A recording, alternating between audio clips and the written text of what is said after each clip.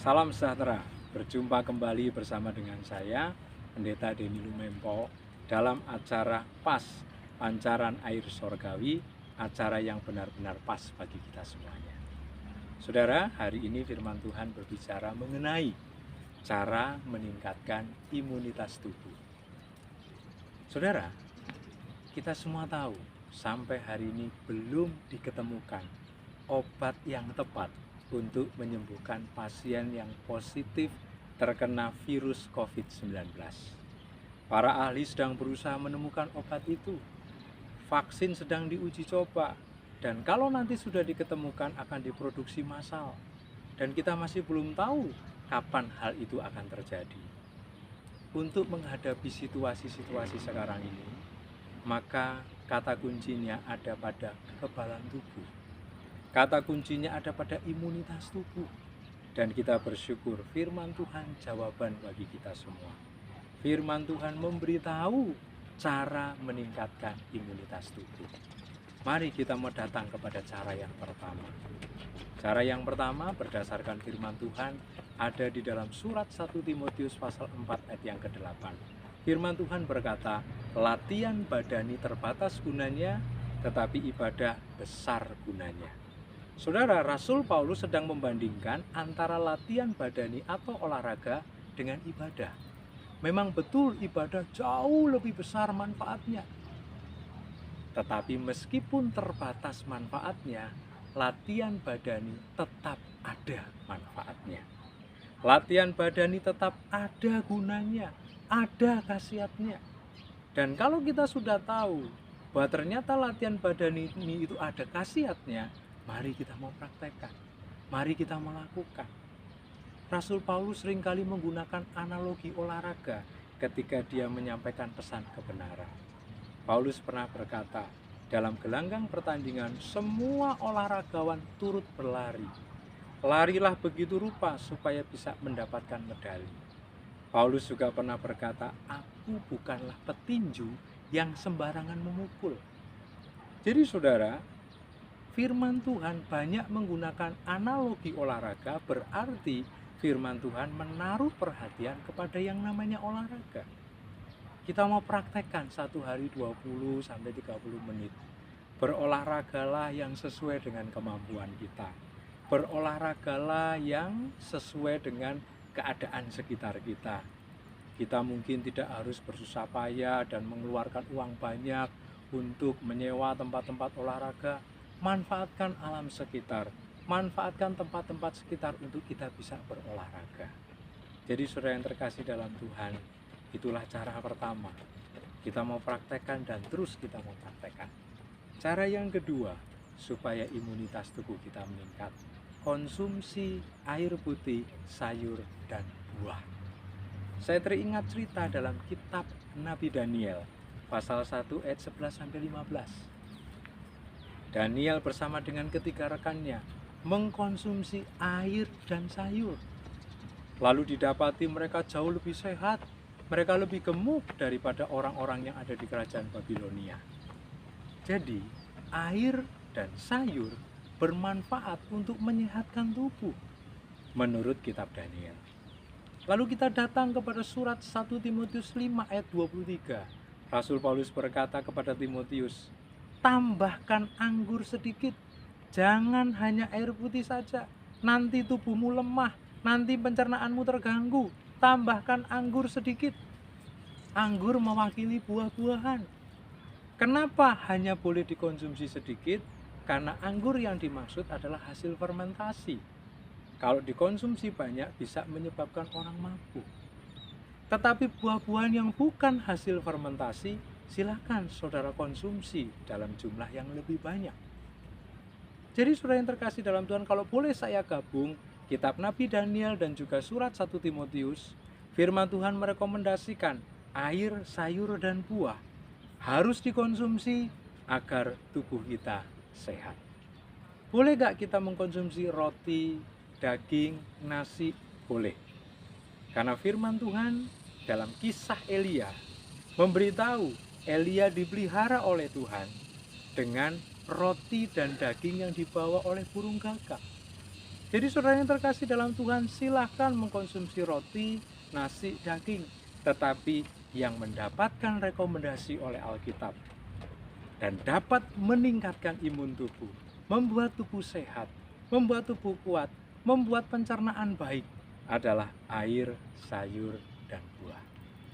Cara yang ketiga, saudara, untuk meningkatkan kekebalan tubuh adalah dengan beristirahat cukup. Mengambil waktu untuk tidur. Firman Tuhan memberitahu, bahkan firman Tuhan memberi teladan, memberi contoh. Kita semua harus beristirahat setelah beraktivitas. Kita harus ambil waktu untuk tidur setelah beraktivitas. Saya teringat cerita Yesus bersama dengan murid-murid yang ada di dalam Injil Yohanes pasal yang keempat. Ketika mereka masuk ke daerah Samaria, Yesus beristirahat di daerah yang namanya Sikar di pinggir sumur Yakub. Yesus beristirahat bersama dengan murid-muridnya setelah melakukan perjalanan, setelah beraktivitas.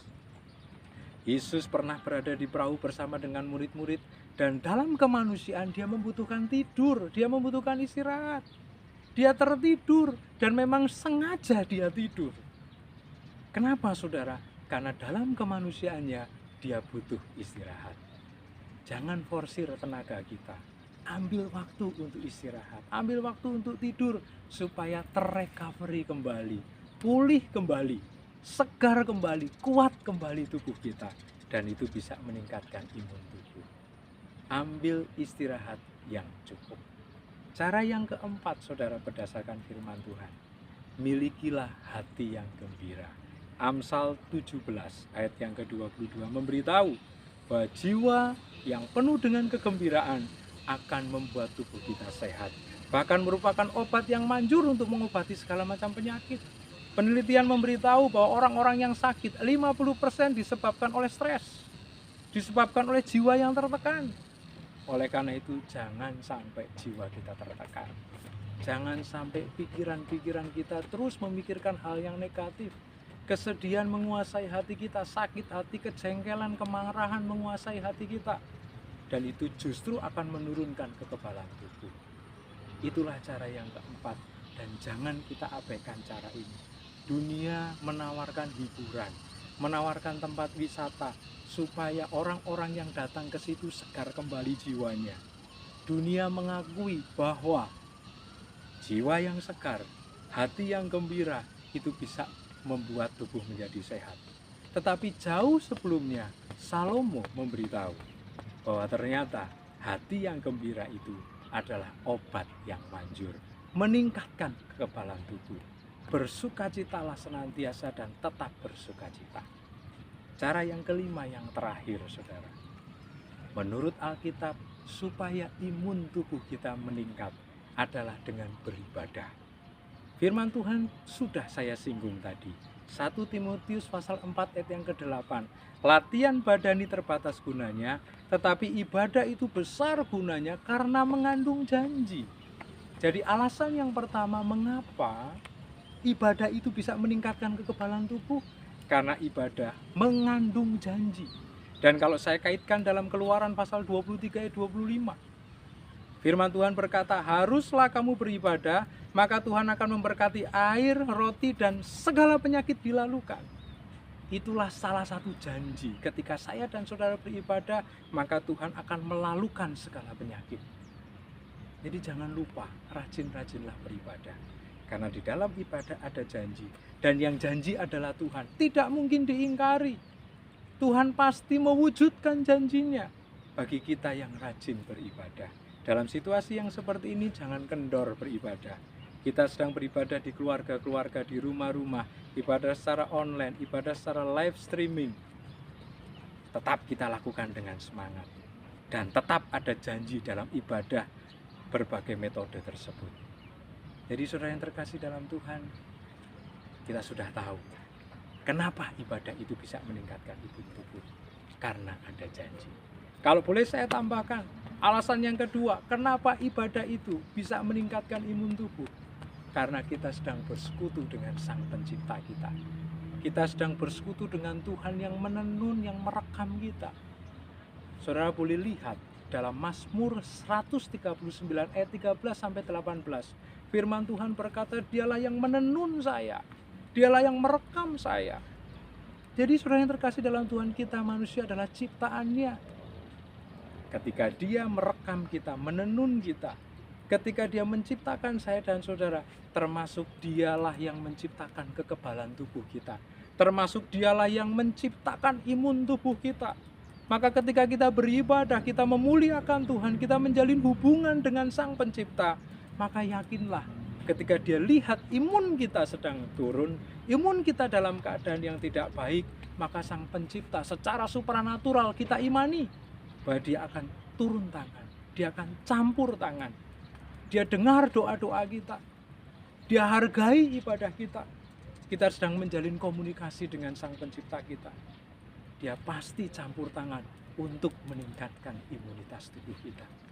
Jadi saudara yang terkasih dalam Tuhan, itulah 5 cara berdasarkan firman Tuhan. Saya tidak mengada-ada dalam membagikan 5 cara ini. Semuanya ada di dalam Alkitab.